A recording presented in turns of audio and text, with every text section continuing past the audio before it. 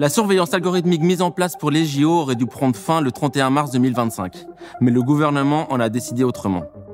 Ce 11 février, l'Assemblée nationale a voté un amendement prolongeant son usage jusqu'en 2027.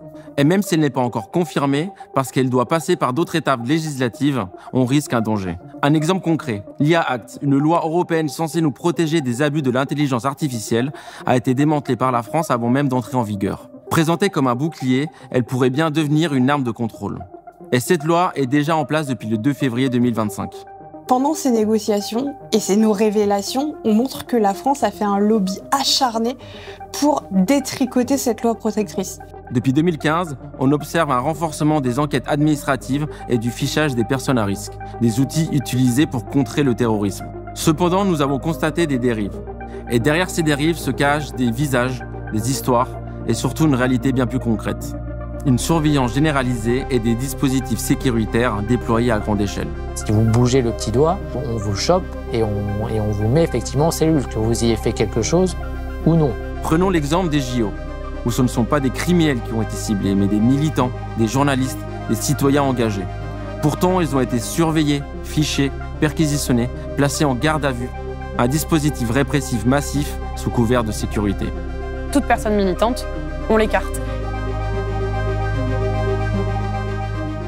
En fait, il y a eu l'état d'urgence entre 2015 et 2017 qui a été renouvelé. Donc l'état d'urgence, c'est censé être des mesures exceptionnelles où justement on donne plus de pouvoir à l'administration qu'au juge. Théoriquement, il n'y a qu'un juge qui peut contraindre quelqu'un à des mesures répressives, à des mesures de privation de liberté. Et en 2017, ils ont dit on arrête l'état d'urgence, mais en fait, ils ont fait passer une loi dans la foulée qui s'appelle la loi SILT. Et ce qu'on a vu depuis 10 ans, c'est un glissement au nom de l'efficacité, au nom de la prévention, qui est en fait un mot qui veut plus rien dire. Au nom de ça, on va pouvoir déroger à ce principe et donner des pouvoirs à l'administration et lui dire en fait tu peux aller plus vite, tu passes pas par un tribunal mais tu peux faire une perquisition, tu peux mettre quelqu'un assigné à résidence sans passer par un juge. Et ça a augmenté et on voit donc qu'il y a un détournement, en tout cas il y a un affaiblissement du rôle du juge et donc il y a un affaiblissement des garanties de l'état de droit. Et un pouvoir dans l'administration. Et un pouvoir grandissant de l'administration et de l'État.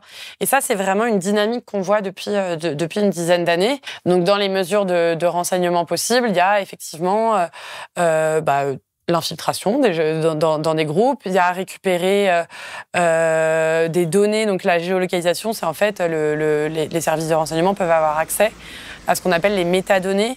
Donc, c'est les données autour d'une communication et celle qui les intéresse beaucoup, c'est la géolocalisation, notamment à travers les antennes sur lesquelles nos téléphones bornent. Et on sait que ces mesures-là ont été utilisées notamment pendant les manifestations des Gilets jaunes. Moi, ce qui m'a un peu choqué, c'est quand on m'a dit « Ah, vous étiez chez vos parents ces derniers jours ». Et là, on se dit alors oui, j'étais chez mes parents, mais c'est le fait de savoir qu'on est scruté comme ça, c'est quand même... ouais, ça fait quelque chose. C'est un peu les mêmes moyens qu'ils peuvent mettre pour un terroriste, en fait. Exactement. Et en fait, c'est vrai que quand on se dit qu'ils ont mobilisé une quinzaine de personnes pour une enquête, alors qu'il y avait 3 000 euros de dégradation, on se dit, mais pourquoi avoir dépensé ce qui est sans doute des dizaines de milliers d'euros? Ils ont fait des analyses ADN, ils ont récupéré des objets sur place pour faire des analyses ADN et déterminer qui avait participé. Nous, ça fait depuis en fait plusieurs années qu'on avait les JO en ligne de mire parce que ça fait longtemps que l'État, le ministère de l'Intérieur, a annoncé que ce moment allait être un événement particulier de sécurité. À la fois un moment laboratoire, où ils allaient expérimenter des technologies, des capacités de surveillance, et un moment vitrine pour montrer au monde entier le savoir-faire français en matière de surveillance et de sécurité. Les JO ont été annoncés comme un moment particulier où il y allait y avoir plus de ressources.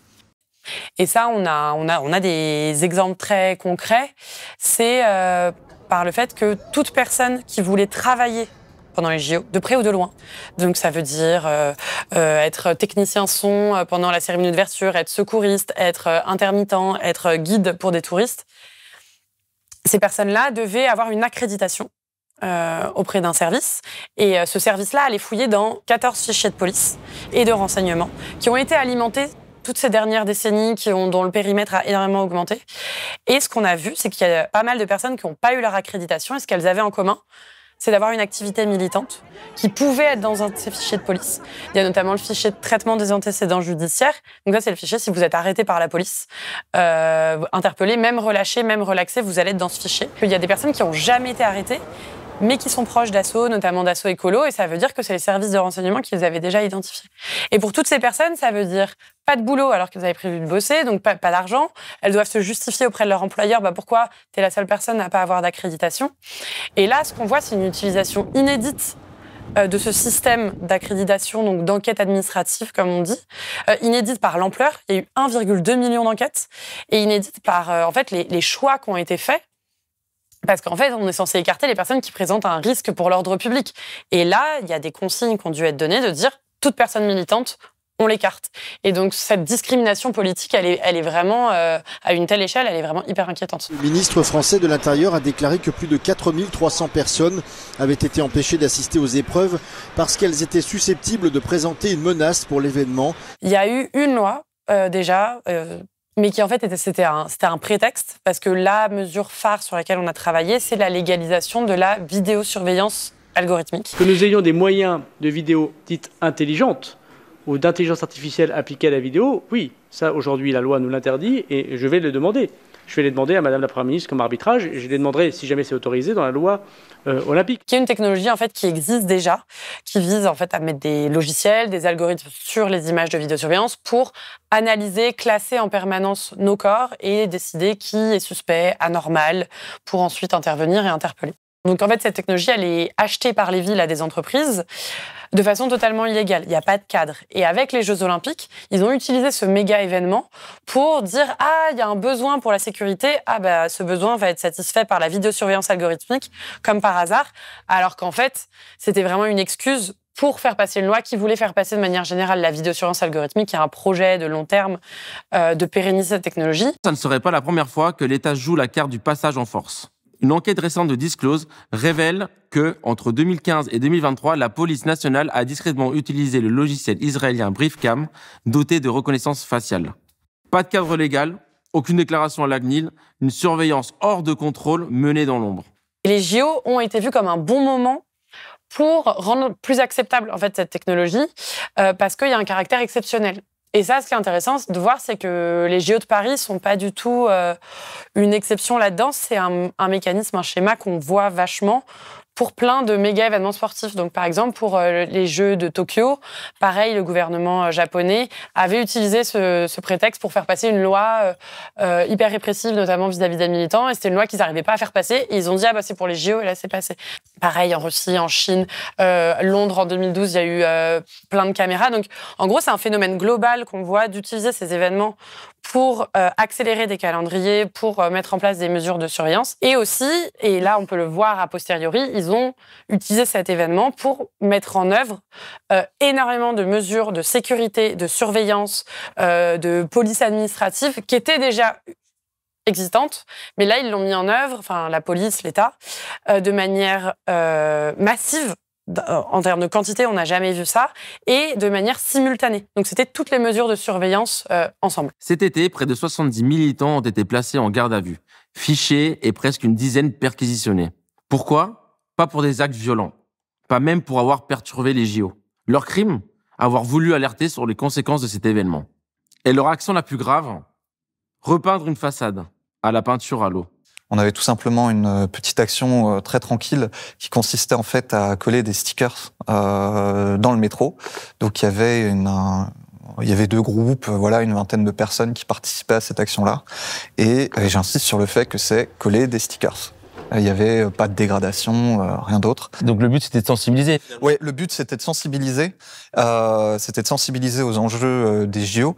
Donc, je peux les répéter rapidement, mais il y a des enjeux écologiques, évidemment, puisqu'on a énormément bétonné. Il y a énormément de gens qui se déplacent, mais il y a aussi des enjeux sociaux qui sont majeurs, avec des populations qui ont été déplacées, qui ont été maintenues à l'extérieur, des quartiers entiers qui ont été gentrifiés.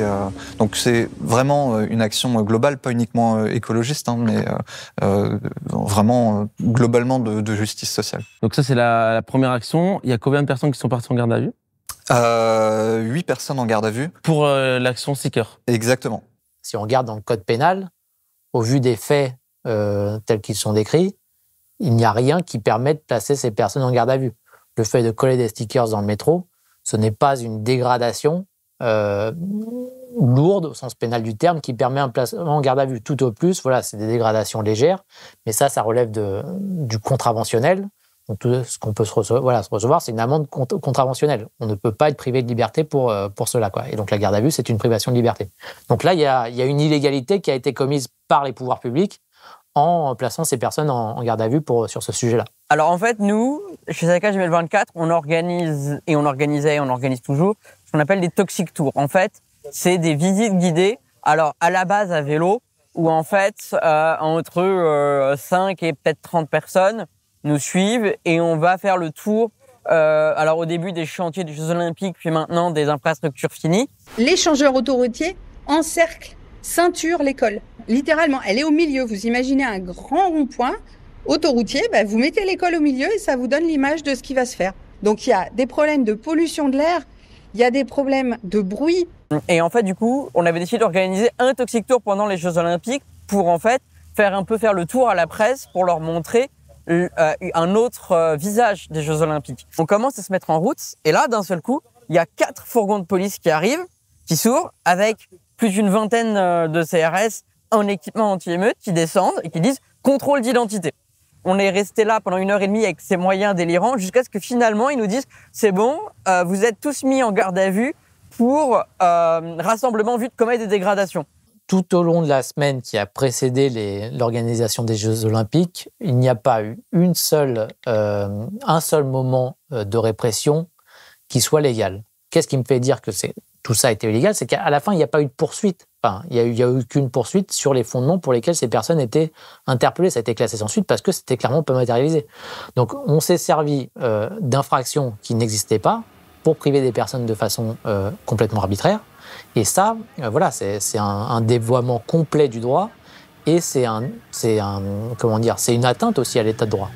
C'est un peu une privation de liberté et une intimidation finalement. Oui, je pense que c'était l'objectif. C'était effectivement d'une part de priver ces personnes de leur possibilité d'aller et venir et de vaquer à leurs occupations. Et d'autre part, c'est de leur dire vous ne pourrez rien faire pendant cette période. Nous serons sur votre dos constamment. Vous serez surveillés, épiés dans chacun de vos faits et gestes. Donc l'objectif de dissuader a été rempli. Mais ça a été une dissuasion au détriment de l'application de la loi, au détriment de l'application de la loi et de tous les principes fondamentaux qui sont censés gouverner une démocratie. Mais cette répression ne s'est pas arrêtée aux militants. Quand des journalistes tentent simplement de couvrir ces événements, ils deviennent eux aussi des cibles. Bonjour, c'est un contrôle d'identité s'il vous plaît? Bien sûr. Placés en garde à vue, empêchés de faire leur travail, certains ont même suivi une tentative de fichage ADN, une procédure normalement réservée aux criminels dangereux. On était au bord du périmètre des Jeux Olympiques, donc il y avait beaucoup de policiers, des barrages. Donc on est à 3, on marche 20 mètres, et il y a un des policiers en civil qui nous arrête. On lui dit restez là, et on voit au loin encore 4 fourgons de police arriver. On se fait encercler, contrôle d'identité. Ça prend beaucoup de temps. On se fait fouiller totalement, et en fait la personne qui était le contact presse de Saccage 2024 qui était avec nous avait dans son sac des autocollants Saccage 2024 anti-JO. Et c'est sur cette base qu'ils se sont dit vous êtes organisateur, donc on vous embarque. Tu leur avais dit que tu étais journaliste, toi? On leur a dit, justement, on leur avait dit. Moi j'ai montré, j'ai une carte d'agent seulement, j'ai pas encore la carte de presse, parce que c'est compliqué de l'avoir. Patricia, elle avait sa carte effigie. T'avais ton boîtier? J'avais mes boîtiers, j'avais encore sur moi. Et donc à ce moment-là, ils nous disent on contrôle l'identité, mais Patricia dit mais c'est pas normal, on est journaliste. Et là ils disent oui, mais nous on pouvait pas le savoir que vous êtes journaliste. Maintenant vous le savez qu'on est journaliste, donc laissez-nous partir. Ils nous ont pas laissé partir, ils nous ont embarqués. Et ensuite on part en cellule, et là après au milieu de plusieurs cellules, il y a un endroit où on va faire nos prélèvements, que ce soit ADN, empreintes et tout. Donc ils vous ont demandé de faire un prélèvement ADN? C'est ça, ils ont demandé, on avait le droit de refuser, mais par contre ils disent, là, ce que vous avez fait, c'est infraction, mais si vous ne faites pas le prélèvement ADN, ça devient un délit. La presse est censée être le 4e pouvoir, un pilier de la démocratie. Alors pourquoi vouloir la museler? C'est pas un phénomène nouveau, mais ce qui était aussi assez surprenant, c'est que parmi les personnes interpellées figuraient des journalistes. Et voilà. Et donc là, il y avait aussi un seuil, un cap qui avait été franchi par la police, qui était aussi d'interpeller des journalistes en disant voilà, vous participez à ce type d'action. Enfin, encore une fois, des actions totalement pacifiques, totalement symboliques. C'était juste une visite de lieu. Les pouvoirs publics ont décidé d'intimider des journalistes en les plaçant en garde à vue, en les privant de liberté, en violation complète de leurs droits. Et ça aussi, ça a été un événement qui était assez marquant à ce moment-là. Quand bien même l'interpellation, le placement en garde à vue n'est pas justifié, il n'y a pas d'infraction qui est commise, n'oublions pas que pendant la garde à vue, il y a aussi toute une série de mesures policières qui sont mises en œuvre, qui consistent en du fichage. Donc la prise de photos, prise d'empreintes digitales, ADN. On demande à ces personnes éventuellement si elles acceptent de donner le code de leur téléphone et on va faire des captures d'écran de ce qu'on peut trouver dans le téléphone sur leur appartenance à des collectifs.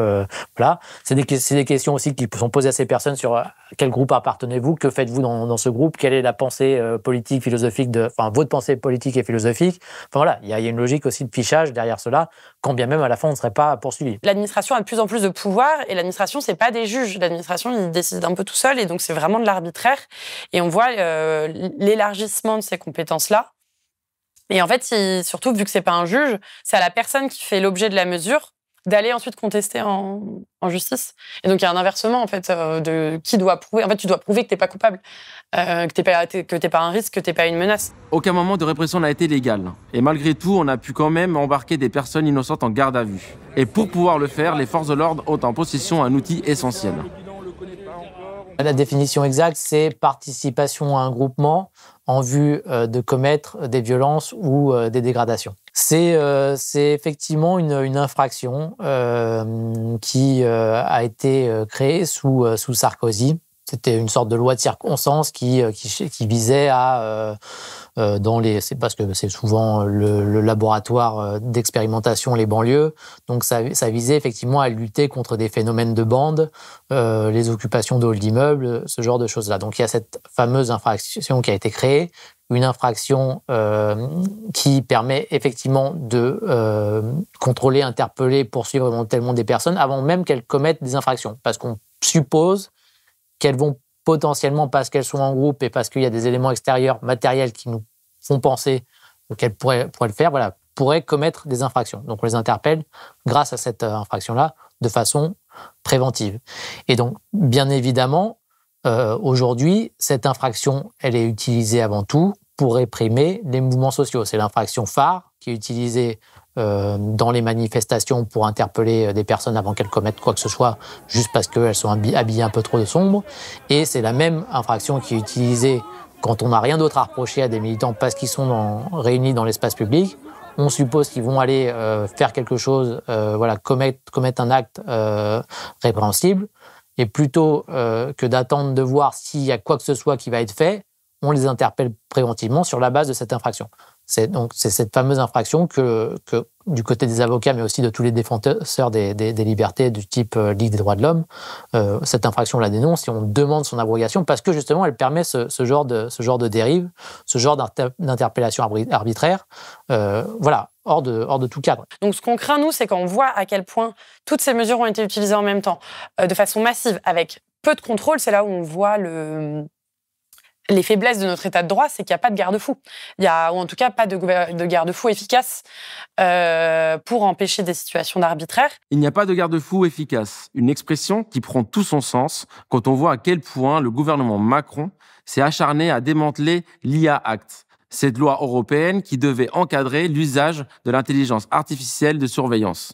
Et la loi européenne sur l'intelligence artificielle, donc c'est le premier cadre réglementaire qui va exister à l'échelle européenne pour cadrer l'intelligence artificielle. Malheureusement, cette loi est pas aussi protectrice qu'elle aurait dû l'être à l'origine. À la base, elle était faite pour ça, pour empêcher effectivement les activistes, les journalistes et d'ailleurs n'importe quel citoyen de pouvoir être surveillé dans le cadre de ses activités dans l'espace public, qui participe à une manifestation ou peu importe, qui marche tout simplement dans la rue. Malheureusement, grâce à l'intervention du gouvernement français, pour des raisons de sécurité nationale, la police va pouvoir avoir recours à ce type de surveillance, c'est-à-dire en justifiant que la sécurité nationale est en jeu, et encore une fois, c'est elle qui va le définir, elle va avoir le droit de filmer l'espace public. Par exemple, dans une manifestation, très concrètement, la reconnaissance faciale va permettre de détecter une pancarte, de détecter un badge, de détecter un signe politique ou religieux, c'est ce qui est écrit dans le texte, chez un manifestant, et de le croiser avec des fichiers déjà existants, par exemple. Donc, il y a un fichier qui est autorisé par les actes, c'est par exemple le fichier des criminels environnementaux. Donc, du coup, on se dit, qui va être dans ce fichier-là? Est-ce que ça va être des manifestants lambda contre le climat qui n'ont jamais rien fait? Ça va être des personnes condamnées? Enfin, tout ça, on ne le sait pas. Mais en tout cas, une personne qui manifeste aujourd'hui pour le climat va pouvoir être filmée et son image va pouvoir être croisée avec d'autres fichiers. Et la France veut aller encore plus loin que ça. C'est-à-dire que la France a poussé pour qu'on puisse utiliser les caméras intelligentes, donc des caméras dopées à l'intelligence artificielle, pour reconnaître l'orientation sexuelle des personnes. Donc c'est quand même fou, c'est ce qui est écrit dans le texte. L'appartenance religieuse, donc le port par exemple d'une kippa, d'un crucifix, d'un voile, etc. Donc on veut arriver à un fichage, une catégorisation de la population qui va être autorisée par l'intelligence artificielle. Et ces informations-là vont pouvoir être détenues dans les mains de la police, en fait. Autre exemple très concret, la reconnaissance émotionnelle. Ce qu'on appelle les caméras de reconnaissance émotionnelle qui vont être autorisées dans les prisons et aux postes frontières. Donc, les frontières où passent des centaines de personnes exilées vont pouvoir, par exemple, lors des interrogatoires, on va pouvoir les filmer avec ces caméras à contrôle émotionnel et on va pouvoir, entre guillemets, détecter, voir si elles mentent, si elles sont stressées, si au contraire elles sont joyeuses, etc. Et ça va pouvoir effectivement avoir une incidence sur leur dossier d'asile, par exemple. Qui ne serait pas stressé lors d'un interrogatoire fait par la police aux frontières alors qu'on est en situation d'exil avec un passé de traumatisme et une peur du policier qui est là. Et par ailleurs, ce qui est aussi une dérive potentielle, c'est que la loi sur l'intelligence artificielle autorise les entreprises à le faire. C'est-à-dire que c'est pas forcément la police directement qui peut le faire, mais c'est aussi les entreprises. Dans le texte de loi, il y a écrit n'importe quelle entité. Donc du coup, une entreprise de cybersécurité qui a l'autorisation, puisque c'est la sécurité nationale, de filmer toi, moi ou quelqu'un d'autre en manifestation aura le droit de le faire. Qui aura accès à ces images ensuite? Une entreprise, elle peut faire quoi avec ces images? Eh ben, c'est une bonne question. Il n'y a aucune réglementation pour l'instant qui dit telle entreprise devra forcément remettre ses images à telle personne, aura le droit de les revendre ou pas les revendre, aura le droit, et entreprise française ou internationale, qu'est-ce qui se passe si l'entreprise elle est de tel pays, elle obtient le contrat et ensuite c'est elle qui le passe. Ça non plus c'est pas du tout clair. Donc il y a une absence totale de sécurité finalement. Exactement. Il n'est pas nécessaire de réprimer de façon violente. Il peut y avoir une répression qui soit douce, mais continue, à l'égard de toute personne qui serait dans une critique de l'État tel qu'il est, de la société telle qu'elle est. Enfin, il est facile de les réprimer doucement, mais de sorte à les dissuader en fait de continuer. Alors devons-nous sacrifier les libertés pour une plus grande sécurité ? La surveillance de masse et l'usage de la vidéo algorithmique soulèvent une question essentielle. Jusqu'où sommes-nous prêts à aller dans l'abandon de notre vie privée ? Comment être sûr que cette surveillance n'entrave pas notre droit à la contestation et à l'expression libre ? Le combat semble déjà perdu quand on constate les dérives qui ont suivi la prévention des attentats. Partout où nous sommes vidéosurveillés, en Chine comme en France, la répression politique s'est intensifiée. La sécurité est un prétexte pour faire taire les voix dissidentes et in fine nous rendre de moins en moins libres de nos actes et donc de nos pensées.